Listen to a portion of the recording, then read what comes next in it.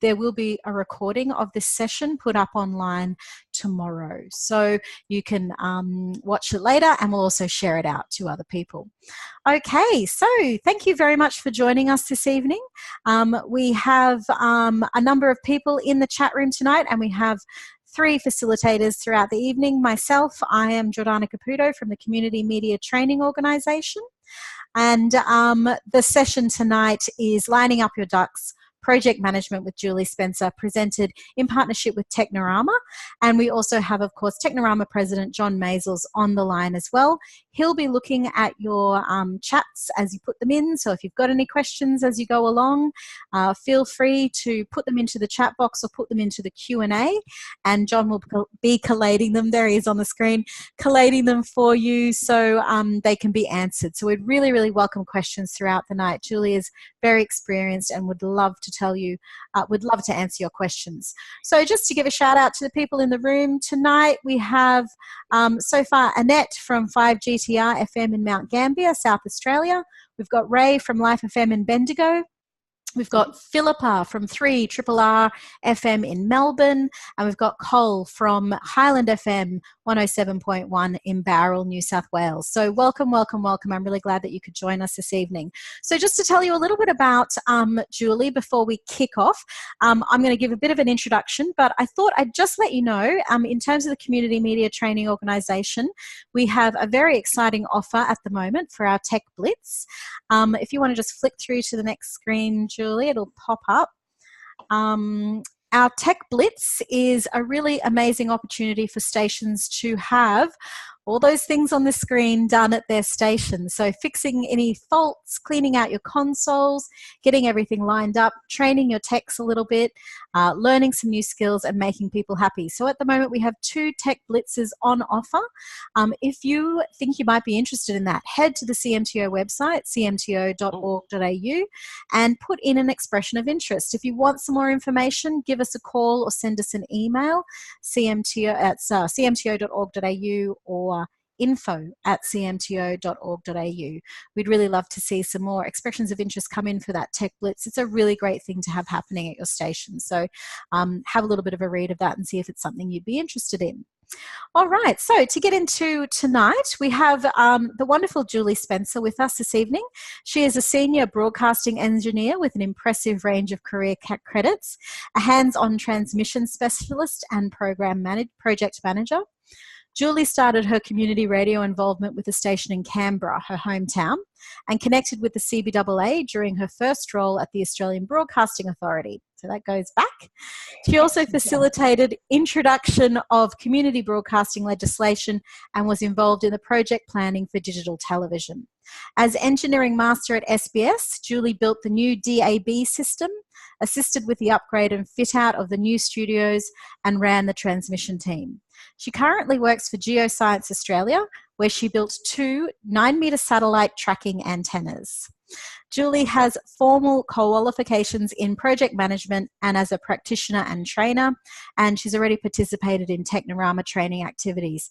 She is passionate about promoting involvement of women in technology careers and any activity that improves gender equity. In her spare time, she sings and leads a choir.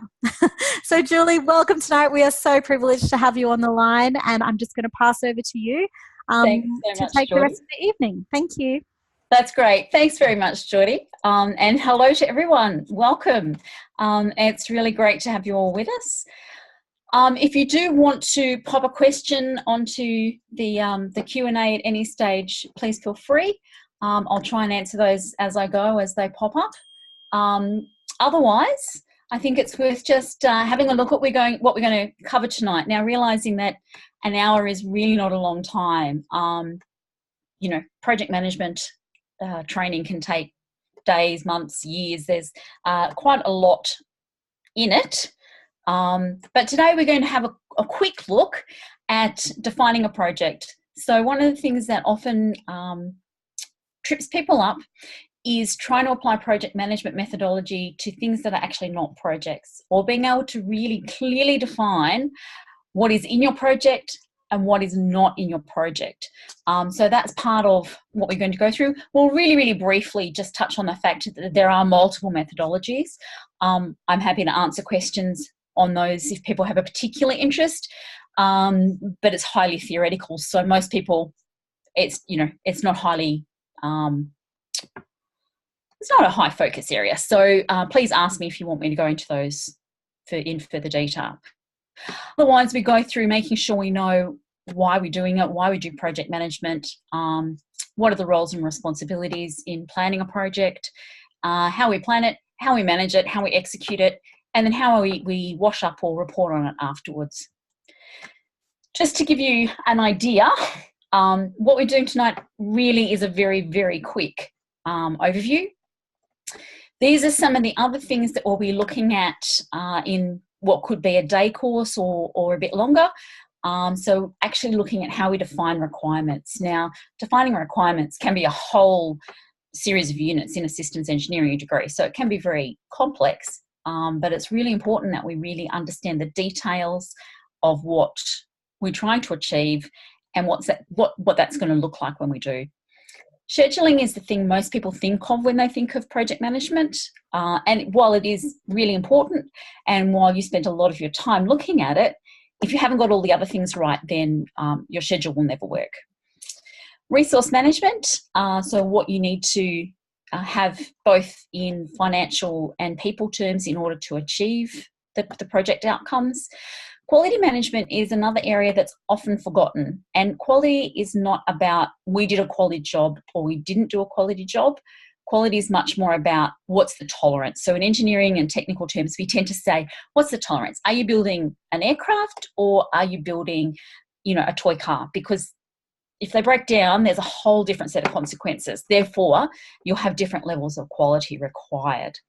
And some people prefer to change the terminology. That's the actual project management terminology, so we're going to keep it. But if you like to think of tolerances, that might be easier for you. How we track through a project and continue reporting on it. What happens when things go wrong, working with exceptions. We would then go through some practical examples. Now, if after tonight you sort of go, hey, that's what I really want to do, that's something I'd really be interested in further pursuing, we've actually got a full day, the education day at TECHNORAMA 19. We'll actually be on project management and I'll be presenting that. So if you can pick up some things here and you think, oh yes, I really want to know more about that, come along. You don't have to attend all of TECHNORAMA in order to attend the education day. We do want you to be a member, but you can put in for that. It's a really cheap day, $45. I've run this course in professional environments and it can be up to $900 to do this exact same thing. You'll walk away with forms, tools, and a whole project planned. So please have a look at that. You can jump onto the TECHNORAMA website and obviously head into the Eventbrite. There's a register now, and you can either register for the full TECHNORAMA, which will be great, or if you do just have time for one day, then Education Day might be for you, and you're able to register for that. Now let's get into the serious bit, because we really do want to get you to get something out of today as well. So project management in itself, what is it, what isn't it? Essentially, it's a series of tools and methodologies which make sure that you get your project done, knowing what that is, that you get it done on time and in budget, that it's actually fit for purpose, and that we don't come up with surprises, that you know what's happening well ahead of where it does happen. Some of the critical or very common methodologies that we use are the PMBOK, the Project Management Book of Knowledge, PRINCE2, which a lot of people have heard of, certainly public sector environments use PRINCE2 a lot, and Agile, which is a newer methodology. It's mostly used in an IT environment. It can also be very helpful for broadcast and technical environments, although I tend to find in something that's less changeable, so something quite physical, you tend to use a bit of a waterfall type of approach with Agile involved. As I said, I'm not really going to go into any more of that here. You can ask some questions if you want to. I'm very happy to answer them. I've actually studied all three. Or of course, if you want to ask questions later, that's good too. So critically, in order to define a project, you have to realize that a project has a beginning and an end. If it's something you do every day, it's probably a process. So if you're actually broadcasting a program, that's actually a process. But if you're updating the studio that program's being broadcast from, then you're probably only going to update it once. Okay, maybe twice. But, like this particular update is a once-off thing. It happens, you do it, and you finish it.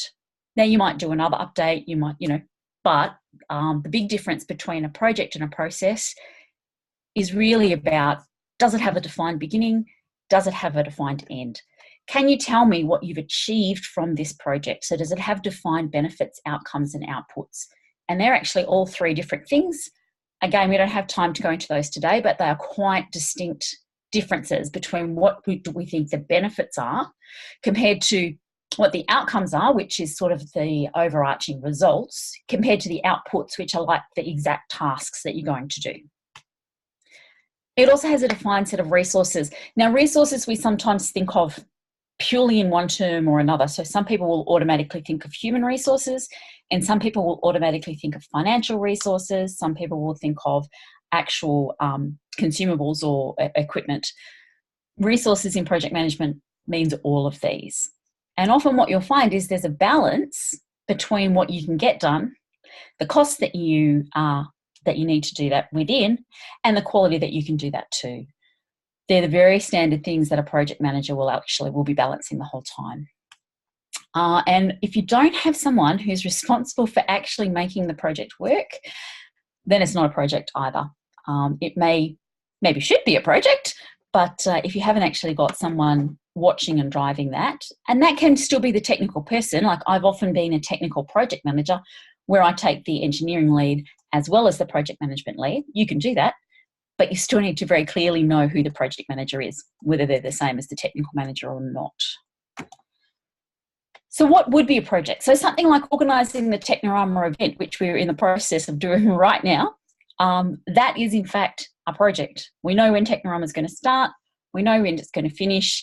We know what we've got to do in order to achieve a really great TECHNORAMA and to be able to engage our people. That's where we are right now. And it's a project. It's got a very clear beginning. It's got a very clear ending. We know who's running the project. We know what resources we have. All that sort of stuff contributes to, yes, this is a project. Running an OB, that's actually a project. So while you might have some things that are processes, so things that you do the same every time, each OB is actually, I have to start it, I have to finish it, it has to be done. Certainly things like building a new studio, doing transmission upgrades, things like that. Even developing documents. So developing a new policy can be a project because you've got a finished product, you've got a document. Now, implementing that policy, that's probably a process because that's just a whole big rolling thing that happens throughout time. Things like running payroll. It happens every week, month, whatever you do. Putting programming to air. So while your development of that project, of that particular content could well be a project, the whole process of putting programming to air happens over and over again the same way. So that would be a process. So if we've got that sort of understanding of the difference, that starts us off on a good understanding of how we can manage our project. Why bother? I think most of us have had the experience of projects just not quite working, either going wrong, not getting done, being way more complicated or way more surprises than we would have liked, being dependent on one individual, having lots of different things that go wrong and then we don't know what to do. So why we bother is to have something that's actually clearly documented. Documentation, even if it's simple, I'm not suggesting that we need to, bombard ourselves with paperwork, but if it's really simple but written down, then somebody else is actually able to help us with it. If we can't write it down, no one else can actually help us. It also helps our thinking process if we can write it down. Removing surprises. So if we can actually share when things are not going right, rather than say, hey, you know, the whole thing's just gone pear-shaped and it's not going to happen. If we can say, look, this is going off the rails, but hey, we think we're going to fix it, it gives everybody the chance to assist us. It also gives everybody the chance to know and prepare communications, for example, if something may not go to plan. And therefore, you've suddenly got a whole team supporting you. Rather than you being the only cog, there's a whole team of people working together, which is a great thing. It means that we're not left carrying the baby, which often happens with technologists. It also helps us stay on budget, so we can very clearly detail everything that we need. It's much easier to detail what you need if you know what you're going to do than if you're sort of taking it on the fly. And the really big thing for me is that when we do project management, we try not to target to outcomes. So upgrading a studio is actually an outcome. But being able to do a whole series of programming tasks, being able to move to digital library, being able to access music whenever we want to, that's actually a benefit. That's something that we can actually achieve together.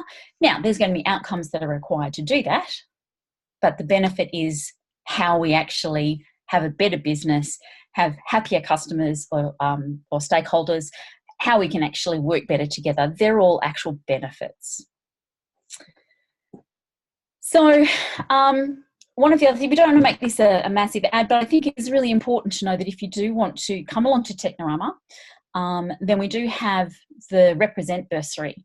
And as Geordie said, I am very passionate about making sure we have diversity.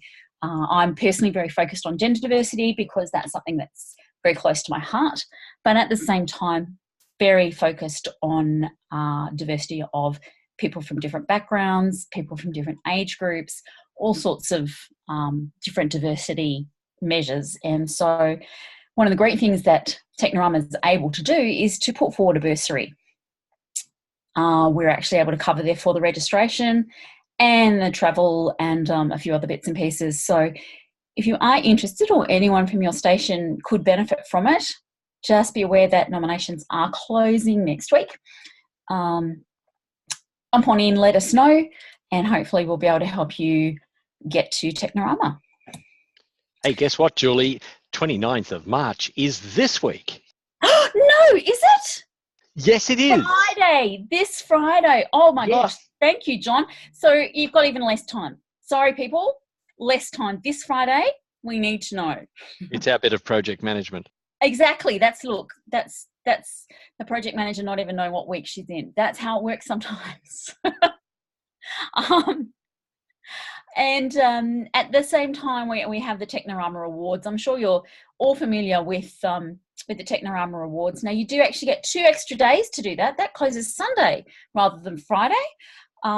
Either way, you don't have much time. So if you can think of someone who really deserves a technology award or an award for contribution to your station or to the sector overall, please let us know. We'd love to acknowledge them and just give them a real pat on the back, because we're all volunteers and it's really important that we can say, look, I really appreciate what you do, you're amazing, and we thank you for your contribution.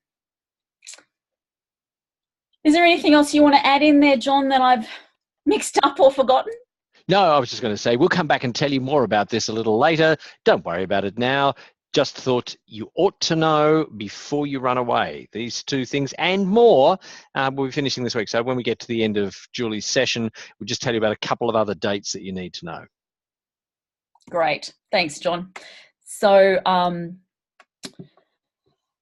getting back to some of the stuff that we really want you to be able to pick up from today, we're going to go through an understanding of scoping, of planning, of implementing, of actually running the event, and then of lessons learnt.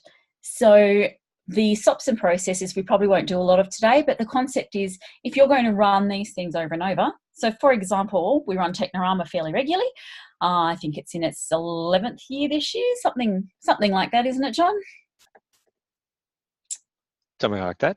can't remember exactly, but it's around there. So we've been doing it a while, but we are really trying to secure our regular processes, what we do regularly and what our standard philosophy is, compared to what is the project and how we are going to be different each time. So the things that are standard, you start to put into standard operating procedures and processes. The things that are different each year obviously become part of your project.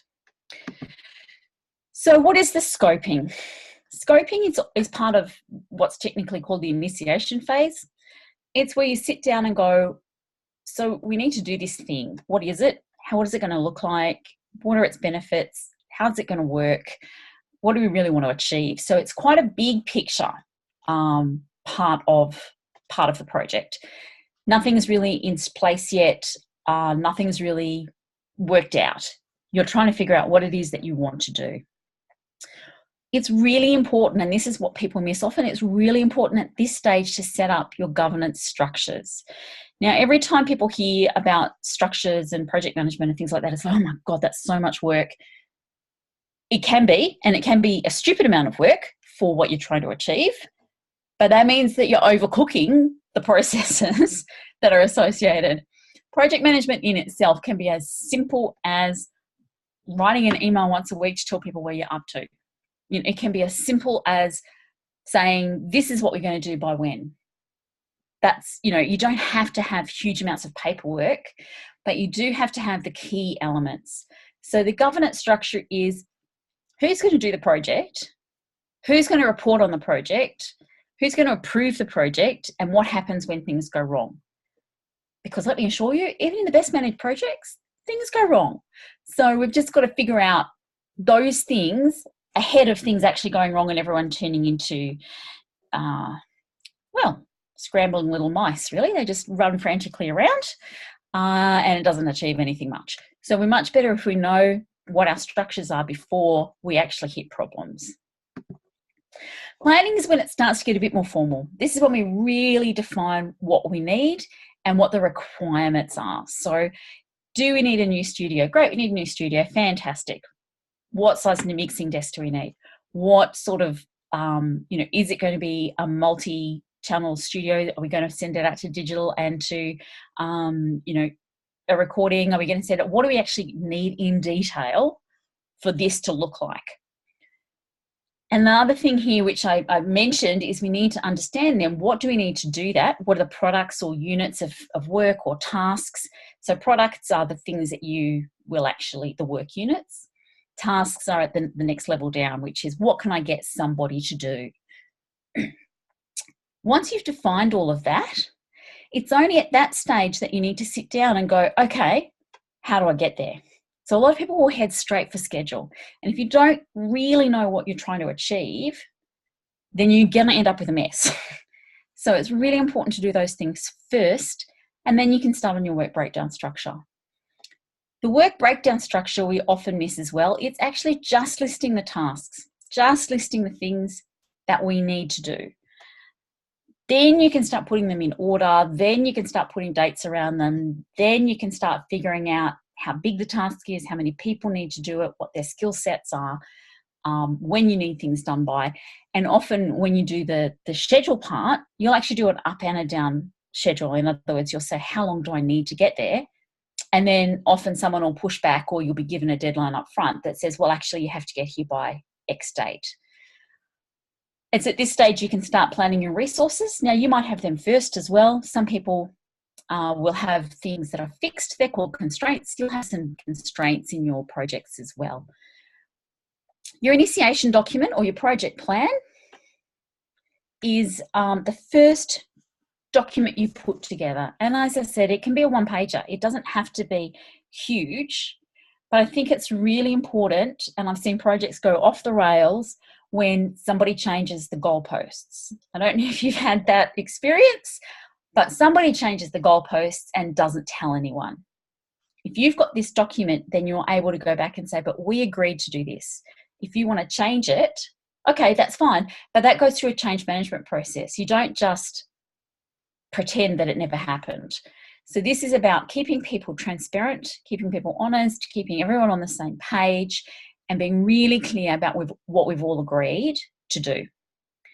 So usually it has something about what you're doing and why, because that will usually point to your benefits. How are you going to measure success? That's another really big one. What is it that's going to make your project successful compared to what's going to make it a total failure? And often what we think is a good thing may not necessarily be a success factor. So, we might want 200 people to turn up to TECHNORAMA, but is it a failure if we get 80? And you have to ask yourself that question: when does it become a failure?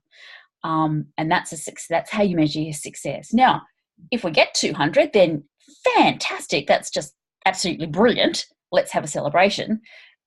But it doesn't mean that if we don't, that the actual project was a total failure, that it was not successful. So have a think about how you're going to define that, because often as technologists, we're often a bit of perfectionists and we like everything to be just right. Maybe we don't have the resources to do that. Maybe we don't have the time to do that. What's really going to make this a success and what's going to make this fantastic? So often you have multiple levels of outcome that you might want to achieve. What's your minimum viable product is another name that's commonly used. What's your minimum? And then sure, what are we aiming for? That's great.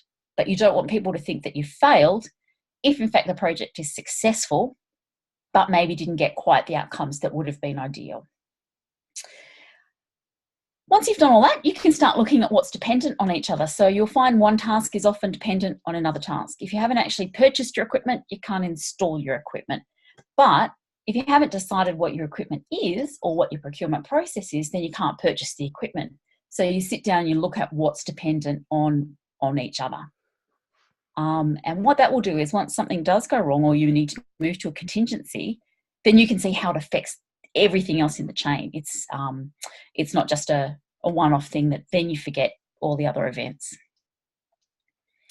Some of the other things that you need to take into account are your stakeholders. Often forgotten that if you don't get all your stakeholders right, so people who are our stakeholders are often management, and sometimes we like to forget them, but in actual fact, we can't. They are on our team and we're all really working towards the same goals of producing fantastic community broadcasting.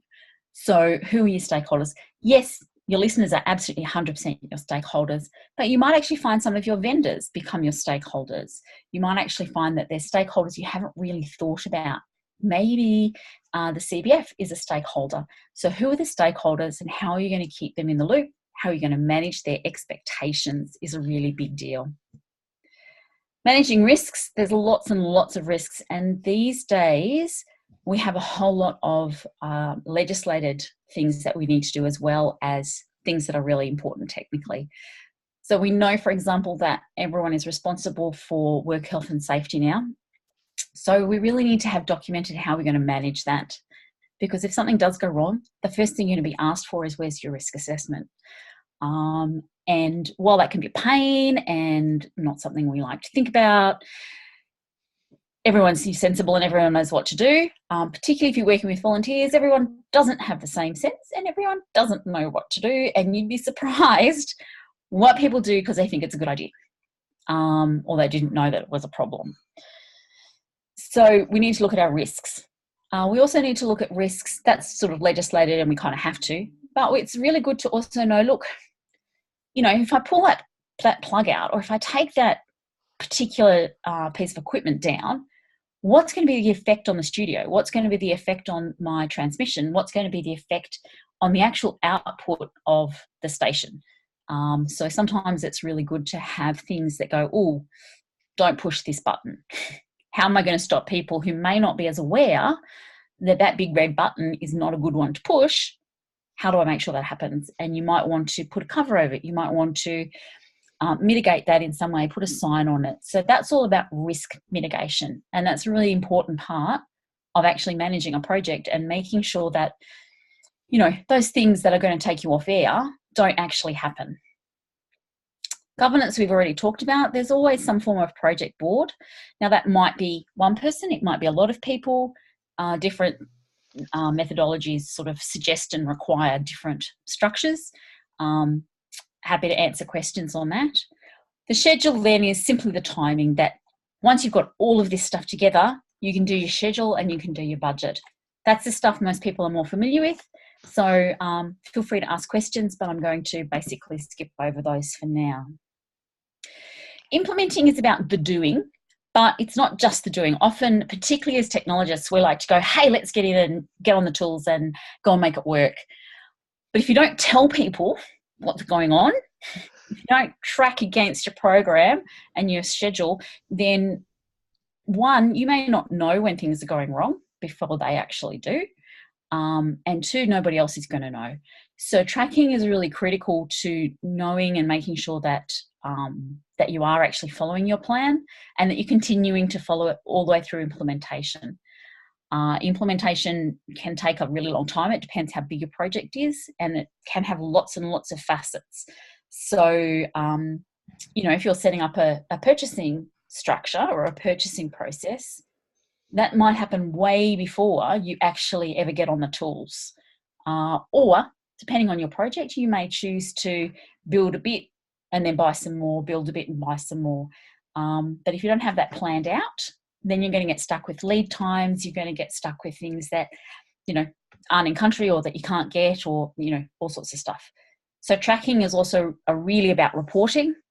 It's about keeping you on track, but it's also about keeping all your communications people on track, you know, whether that's your managers, whether that's, you know, other volunteers, whoever that is. It's about reporting and keeping that on track. It's also about saying when things are going to go wrong before they go wrong. And that will help you get it back on track, but it will also take surprises away. People really don't like surprises. So what you'll find is if you can go to your management and say, look, this hasn't gone like we thought it would. We're working on it, but just be aware that these could be the consequences. Either it might take us more time, we might need to get some different equipment in, I might need some expert help in, whatever, you know, never go, it's going wrong, bye, because they'll just panic. But if you can say, look, not going to plan, but here's what we're doing about it. Here's the contingencies we've put in place. And look, here's some things that we might need you to think about to help us out. They're going to be much better when you come and say, yeah, we couldn't fix it. And if you come and say, hey, don't worry, it's all done, we fixed it, we're back on track, then kudos to you. You know, it's not all done in the dark, and you actually get the kudos for the work and the effort that you have put into making it a successful project. The actual project, so I've called this an event. It's an actual implementation phase, so it can go on, as I said, for a long time. The things that can be really helpful are things like checklists. So checklists are following your schedule, but perhaps in more detail. Keeping a notebook is something that I would absolutely recommend to every, well, technologist as well, really, but certainly every project manager. People will throw things at you all the time. They'll be asking you questions. They'll be, you know, and you'll be making decisions as you go as well. Write them down. Now, for me, what I always do is every day I take everything that I've got in my little notebook and I go and put it somewhere else. So I will go and say, oh, that was an issue. I'm going to put it on the issues register. That's a new risk or a new hazard that's arisen. I'm going to go and put it on the risk register. So often I'll then go and put it somewhere that I can manage and that other people can see. Sometimes I'll put it in a report. Sometimes I will put it in a work order, or a scoping document that says, here, I need you to fix this. This went wrong. Can you help someone else? That kind of thing. So often I'll take my little notebook and turn that into somewhere that other people, that we can track and see. But you don't tend to carry those things around with you. So just having that there, I just find invaluable. The other thing that project management does for us is it actually helps us improve. So often when we do something, the first thing we do is react. So it will be, oh my God, that was a great project. And you never look at, it was, but it could have been better if. Or we go, that was totally rubbish and never will I ever work with those people again. And it was absolutely dreadful. It's very much a reaction, and there's nothing wrong with those reactions, and they're no doubt good basis. But what's really helpful is if you put those into some form of structure that you can then say, okay, what were the systems that went wrong? What were the processes that went wrong? What was wrong with the project plan? What went wrong such that it made it, you know, either a dreadful project or actually a really good project, but we still could have done better. At the same time, it's really important to look at the things you actually did really well, because you can lose those and forget to do them next time. Forget to bring those in organisation. So washing up or reviewing or, you know, lessons learned, there's lots and lots of things that you can call it. Really important if you're actually going to be an organisation that does have continuous improvement in the basic culture. So we're basically open for questions. I have rushed, and purposely, we've only got an hour, so I've purposely rushed through because I did want to give you time to be able to ask questions, or, you know, it doesn't have to be a specific question. If it's a, hey, tell me a bit more about, then I'm happy for that as well. So probably over to John, who can see the questions that you've had coming up. Is there anything that people are particularly interested in? We're just going to give people time to come up and ask some questions. So, Julie, what I thought I'd do is just sort of like, let's talk through a couple of things that you sort of went past very quickly. Like the great project manager that she is, Julie finished in plenty of time. Time is one of those really critical things that we never have enough of. Yeah. But, of course, mostly in this environment, we're working with volunteer capital, where people can come and go as they see fit. And you could line up your ducks and say, I've got 5 people for this project. Mm-hmm. On the day, you have 2. That's and we right. know that there are some things you can't do. What sort of tips might you give for dealing with that eventuality? Because you can't stop it from happening. No, you can't. And certainly in our kind of environment, you really can't. It's a volunteer environment is probably even more volatile than most others. But things will go wrong no matter where you are. Now, I just put that down as something that's gone wrong. It's not a blame to the people. I think that's one of the worst things you can do is start blaming people, because then you lose all your volunteers totally. That's no good at all. What do you do for the actual project then? So one of the things that project management will do for you is develop contingencies. And essentially contingencies are looking at those 3 things we talked about, which are the scope. So what are you actually going to achieve? What can you do? The quality, how well can you do it? And the resources. So in this case, it's our resources that have fallen down. We then have a choice. So resources can include timing as well. So sometimes if we've lost resources, we need to go back and say, okay, if I have to do this job, so if it's something like a build, I have to do this job, I'm going to have to go back and extend the time. I need to then go back and say, okay, this was our plan, because once you've got a plan approved, you've got a buy-in from the rest of the station. So that includes the management, but it includes everybody. So it means all your other volunteers, your broadcasters, everybody's understanding what's expected to happen. You've then got buy-in that you can go back and say, this is what we thought was going to happen. This is what we've talked about. Actually, we've gone from 5 people down to 2. We just can't do it. What would you like us to do? And then you've got options. You can say, would you like us to extend the deadline? Would you like us instead to do something that's smaller? So instead of redoing 2 studios, can we do 1? Instead of doing an entire transmitter rebuild, can we instead just look at upgrading the power amp, because that would actually be easy. It's a swap out module. We can make it happen. So what you're doing there is reducing the scope.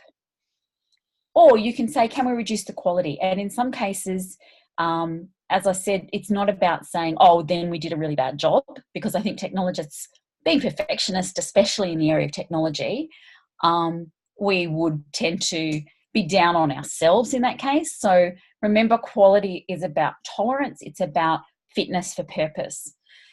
So can you say, look, we've got these people, we can still do an OB, but it won't be exactly the same. We can't do walking around. We can't do, live feeds. We're just going to have to either pre-record this time. Is that okay if we do that instead? So what you've then got is a series of things that you can go back to people and say, this is what's gone wrong, and here are the options. And you can very clearly see what the effect of putting one of those into place is. Because you can change your plan, either a Gantt chart or a schedule or a budget, to be able to demonstrate how a change in that is going to have an effect. Whereas otherwise you're kind of trying to do it on the fly and run and build and explain all at the same time. Mm. Julie, let's just talk about that word scope. That's one that comes up a lot. So scope is essentially, here's the start and end and bounds of what we're going to do. We're going to build a studio and it will have 12 microphones, or Yes. we're going to build a studio and it'll have one microphone, and the studio will be 9 square meters, or it'll be 200 square meters. These are all attributes of scope. Mm-hmm. One of the classic challenges that causes problems for project management is scope creep. Absolutely.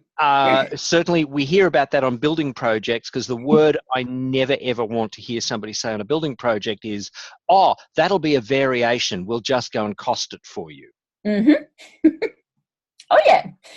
So by really clearly and spending time, and as I said, it can be a whole, it's a degree course in itself if you want it to be, but really clearly defining the requirements helps you to manage your scope creep. Because what you've got then is rather than saying, so for example, the example of we need a microphone. Great, you need one microphone. That's fantastic. But then if you've budgeted for one particular type of microphone, maybe it's an instrumental microphone, maybe it's actually, a really crap basic microphone, and you've budgeted for that. What happens then is you come along and go, well, I'm actually not sure it was fit for purpose. I don't think this is what we need. So if you've really clearly defined why you need a microphone in the first place, what do you actually want it to do, that will help you actually understand what the requirements of that microphone are. So if you can say not just that you need a studio with a microphone, but you can say you need a studio with a microphone that achieves this, it helps you actually more clearly understand the scope and the requirements, which the requirements are part of your scope of your project. That will also help you understand the implications against budget, against schedules, against resources, against all sorts of stuff. Because any change that you make is going to affect everything else. And we often talk about the iron triangle, which is time, resource, and money. And you can change one of them, but it will affect the other two. And if you don't have time, but you have more money, you might still finish with the resource that you've got. But if you don't have the resource and you don't have time, it really doesn't matter how much money you've got. Yeah, unless you can buy in resource. So that is, and it isn't and different methodologies use different triangles. So sometimes the triangle is quality, or tolerance, scope, so you can do less, or resources, and resources in that triangle includes all those things that you've put together. Or you can have the resource triangle, which is the one that you have, which is, have you got time, have you got people, have you got money? So it's all of those things. And really in the end, you have to balance those. There is no other, something has to give. So if you've given up on one thing, so something's gone wrong, something hasn't worked to plan, that's when you get scope creep. So something either, you get scope creep for a number of reasons. The critical reasons for getting scope creep are changing the goalposts, which is why I talked about needing a PID, because someone goes, oh no, we didn't agree to that. Well, actually, I didn't want you to build that. I want you to build a football field. It's like, well, hang on a second. Who had that idea and when? I'm building a studio. So scope creep can happen because you don't have a clearly defined outcome or an agreed outcome. Scope creep usually happens due to poorly or underdefined requirements. The other thing that can happen is if you haven't clearly defined your benefits, which tends to affect your ability to define requirements. So that's what I mean by the microphone. It's all very well to say you need a microphone, but what do you really want it to do? Are you recording a band here? Are you recording a voice? Are you recording 10 voices? That's going to make a difference to what type of microphone or microphones you may choose, which might then affect your mixing console, which then might affect, the story. So by having a really clear understanding of what you want that to do or what your benefits are, rather than just, I want an X, if you can understand the requirements around that, then you're less likely to have scope creep. Having said that, it can still happen, and then you have to go back to your triangles and say, well, scope's gone up. Are you going to increase the budget and the time as well, or is something else going to give? So in the end, by having something that's agreed and documented and actually having a project management structure, what you're doing is making that conversation easier, and you're not so much running around in circles with he said, she said, but we didn't agree to that. And also it's clearer in your mind. Often I think, particularly because we carry a huge amount of information and knowledge in our heads as technologists, we just kind of know stuff. Yeah. And it's really hard if everybody else doesn't know that, or if everybody else knows it a bit differently. So having that documented and having some level of project management structure enables that conversation should scope creep occur. Well, what about the ability to say no? Because we all want to make people feel happy, but when the requirement comes up and somebody says, oh, we're building this studio and it's got 3 microphones on it. Well, we could also do 12 people interviews, or we could do plays, or if we added one more widget, we could record an entire concert in that studio. And suddenly the project, instead of taking 5 days to build, is suddenly taking 10 days to build and costing 3 times as much because something very important was missed, and you only discover that when you get too far in. That's a very good question. So it wasn't really a question, but it's a statement of experience, I'm sure. Yes. So again, the basic thing is with project management and with these things is, you don't have to say no. You can, but you don't have to say no. What you have to say, in my personal opinion, is sure, but what that means is, suddenly someone says, great, let's turn this into a concert theatre. And you think, hang on a second, I wasn't building a concert theatre. I was just building a single microphone studio. So what you can do, because you've then got your project plan, you can actually look at that. You can pull out your engineering design, and you basically say, sure, we can do that. But what that means is you're going to go from this many microphones to this. That's going to impact your time, your budget, and your people. Is that what you want?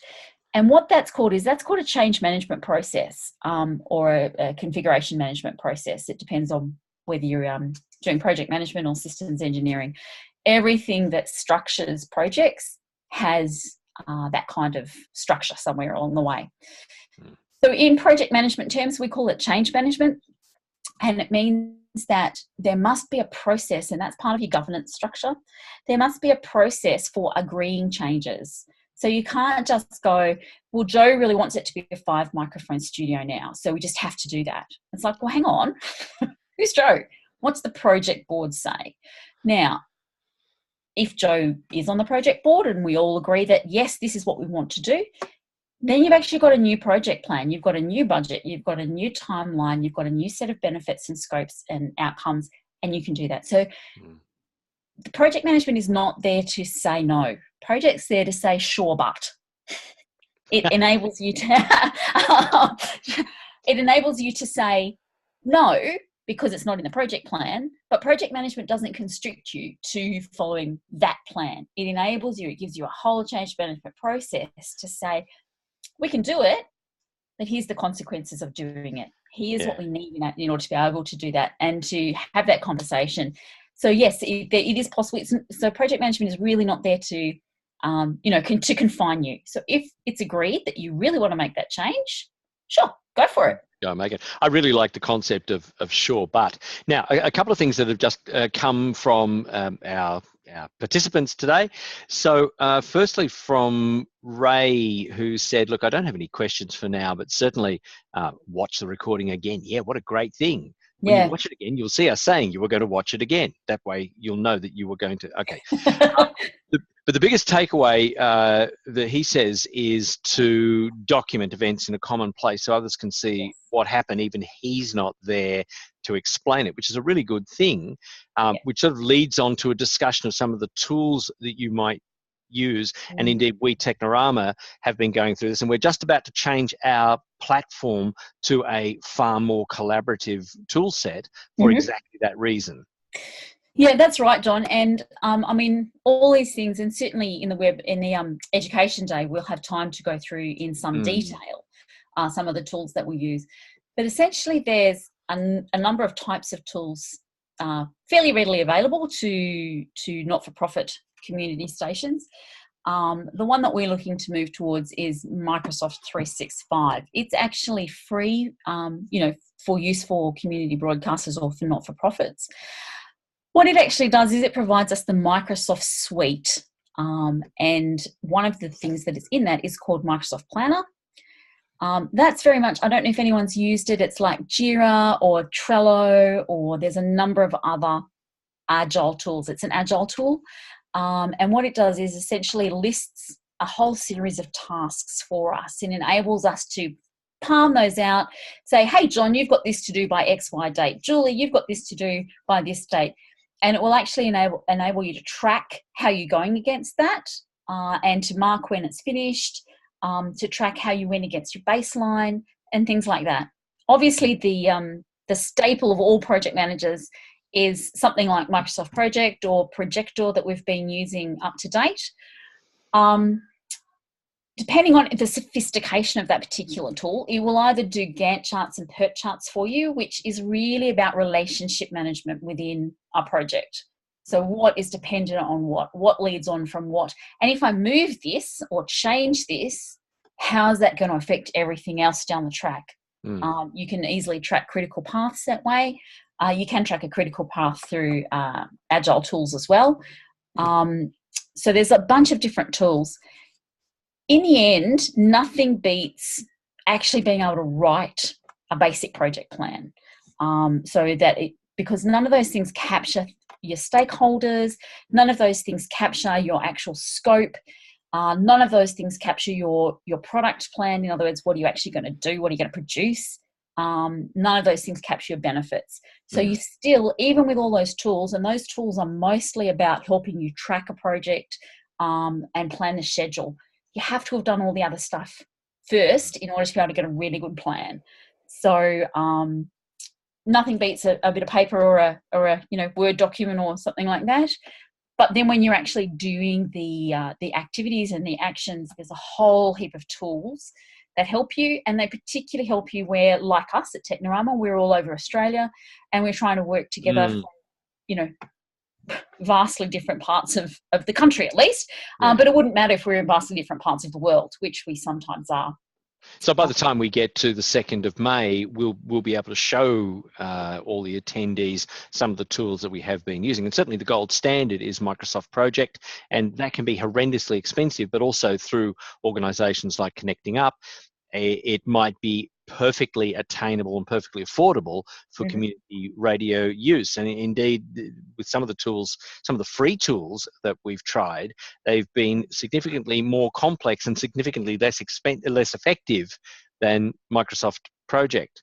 Now, I'd like to, Philippa asked a sort of question about tools and said, well, what tools do you use to balance consultation with stakeholders, both in development and throughout a project, and keeping timelines and budgets on track? Well, what sort of tools, very simply, might Philippa use? So it depends on who your stakeholders are. So different stakeholders, and that's why you actually do a stakeholder plan. Now, again, if you've got 100 stakeholders, it's obviously going to be a complex plan. If you've got 3, don't make it more complex than it needs to be. But a stakeholder management plan will actually tell you who your stakeholders are, what their interest is, and what type of communications they might need. So, for example, we're at the moment going through, what do different stakeholders for TECHNORAMA need? So what do members need? What do non-members need? What do sponsoring bodies need? What does the board need? What do, or what do the people, that might be interested in coming need? What do people who've already signed up need? They're all different types of stakeholders. They're going to need different information and different aspects of a stakeholder engagement. If you've got a massive group, there are what are called CRMs, which are client relationship management tools. There are some free ones. Most of the time, they're a bit overkill for what we do in community radio sector environments. But if you've got something big, they're well worth investing in. What they do is they record all your interactions, so that if I'm interacting with one person and then John decides he needs to pick up the phone and talk to them, he knows exactly where our relationship's up to. So I can go, oh, bit titchy, don't talk about this topic, or if you're going to talk about this topic, this is, I'm really aiming to do this. This is where I'm working on. So he doesn't undo what I'm doing, but can talk to the same stakeholders. As I say, it's quite big and complex. Most of the time, what we would use for something like that would either be a simple Word document where you've got a list of who's doing what, especially if you're broadcasting, which means with comms is that you're sending out information rather than trying to do a relationship or negotiate a contract or something like that. They're more complex relationships. Mostly if you're sending information out, that's a fairly simple way to track it and what's happening. The critical thing most people find challenging is managing the stakeholders actually in your organisation. That's where most people really sort of need to probably focus. And to be honest, I find regular just reports, Word documents can be fine. Emails, that kind of thing is fine. And I don't tend to use complex tools for that kind of thing. The only thing I do say is keep them centrally, keep them available, share them if you're in a collaborative environment. Make sure they're all there. Okay. Annette asked the question, with documentation, would it also be an idea to draw up a simple diagram of how to set something up for an outside broadcast? So that's where diagrams sit with project plans. Yeah, that's a really, really helpful thing. So what you find, and this is where I started to talk about what's the difference between a process and a project. And what can happen is, even for something like an OB, which is a project, like it has a start and a stop, it has a scope, it has a place, it has, you've got a whole sort of things that you can go, yep, it's a project. But there's a lot of things that you can turn into process around that. So what you do is you say, here's all the checklists about the equipment that you need to take. Here's a diagram of how to set your equipment up. So there's a whole lot of things that absolutely go into making it better each time, but the things that are going to be different each time. So your project can, on those type of things, can turn into a more secure set of processes each time, and you can eventually produce what we call a set of standard operating procedures, where every time you go on an OB, this is what it looks like. Here's the project to follow the exceptions. I'm going to ask you, we're going to run over just slightly because there's a couple of questions I want to ask you. And if anybody has another specific question, either drop it in the chat box or drop it in the Q&A box. Julie, you talked briefly, and I hope we're going to cover this on the training session on the 2nd of May. You talked about the challenges of managing all your stakeholders. And how do you learn when to say and how to say no? To be really honest, Joe, I find that personally very difficult. It's another one of those things that I haven't mastered. There's a lot of things I haven't mastered, but that is definitely one of them. And my team always tells me that I need to learn to say no better. But does that mean you take on elements of a project that you can't actually deliver without turning yourself inside out? That's right. So what we try to do, and as I say, I've much to learn, but I know the theory very well. what we try to do is make sure that when we do go to someone, you know, that if we take something on, we have the resources, the skills, you know, the budget, the time that we need in order to achieve it. So it's not that we're saying no, because a lot of people find that very hard. It's that we're saying, I can do it, but only if. I can do it, but only if you will employ 2 more people. And usually, if you put it like that, people will go, well, I'm not employing 2 more people. Then it becomes, well, in that case, I can say no. You can't give me what I need to achieve the project, and I've got good written, you know, it's out there as to why I need it. It's not just I feel like having 2 more people. It's, look, really, here's the task list. I cannot get it done myself in this time frame. If you can give me more time, more staff, more money, more whatever it is that you need, I can do it.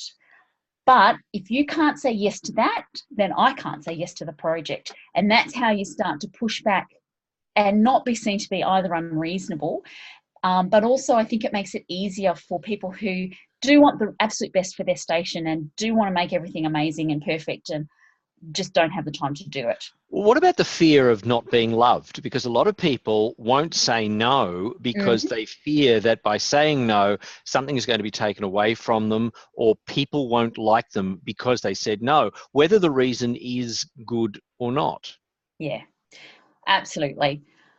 And look, you know, that's something I think that each one of us, and I think particularly technologists, we need to manage ourselves as well.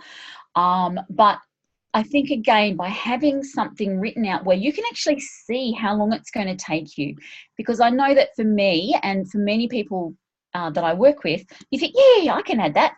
And the problem is so often we can, that we go, oh, here we can take, and you do take it on and it works and it's all fine. But when you actually write it all down and you can see all the projects you're working on and all the things that are on your plate, if you've actually got all those in front of you, sometimes it's easier to be kind to yourself and look at it and go, actually, I have so much stuff on my plate. I really am doing a huge amount of work. And you give yourself permission because you can see what you've got. You know, often we do take stuff on and we say, look, I can do it. I want to do it. It is great. And you do want to do it, but unless you've got it sitting in front of you, looking at you, saying, look at all the stuff you are doing. It's once you realize that you're doing a whole lot of stuff already, that people already do, you know, love you, like you, think you're doing an amazing job, it's then you can give yourself permission to say no. So having that stuff, and that's another reason I think project management does help us, is it's there in front of you. It's also there for other people to look over your shoulder and say, hey, John, do you think you've got enough on your plate? Perhaps you don't need to take this on. Yeah. Well, Julie, I think you are absolutely fabulous. This is like a great session, but really this is just the taster experience. So let's just go quickly through the last couple of charts and then we're going to let everybody go. So firstly, TECHNORAMA is coming up, and if you have no idea what TECHNORAMA is about, then shame, but go to the website technorama.org.au.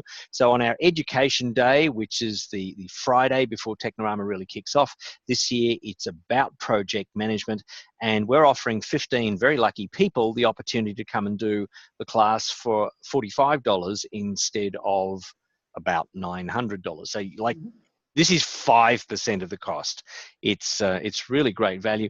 It will be held down at the club in Campbelltown, just ahead of TECHNORAMA. So if you're already coming, it's a great thing to do. It's the full day class and it will take you from soup to nuts. So this, as I said, was the taster experience.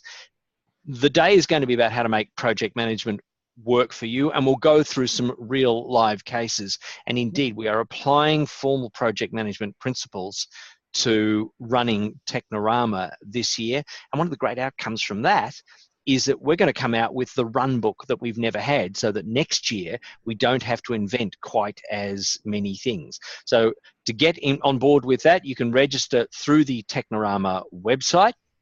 Other things that you need to know is that the reminder, so Julie, you're going to go to the next chart, which is that the Represent Bursary closes on Friday. You can nominate yourself or you can nominate somebody else. The Represent Bursary is for people who are young or who aren't, and I'll use the term, fat old white guys. Which is the typical makeup of the broadcast industry at the moment. And we're absolutely committed to shifting the balance and to make people who want to be part of that as welcome as we possibly can. And we did pretty well last year. So I think about 20% of delegates last year were not fat old white guys, which was fabulous. Also closing this Sunday is the TECHNORAMA Awards. There are, as Julie said, there are 6 awards. They cover a range of individual and group achievements and at your station and in the sector. And again, it's really important to recognise people who've done a great job. So if you know somebody in your organisation who's gone beyond, who's done something really special, who is somebody really special, who has contributed something really special, make sure that they can be nominated. Neither of the bursary or the award processes are particularly difficult. They're online forms. You go in, you fill them in. It will take you 5 minutes or 10 minutes if you give it a bit of thought. You'll see the process. And by the way, if you stuff it up, you can just throw it away and start again, because we know when there's a, only a half complete application, but get them in. The thing is, both of those will close at the nominated time, and just like CBF grants, that will be it. Finally, a deadline that you really do want to know about is the early bird closing, which is next Monday night. So right now, the TECHNORAMA pricing is at the lowest it could possibly be.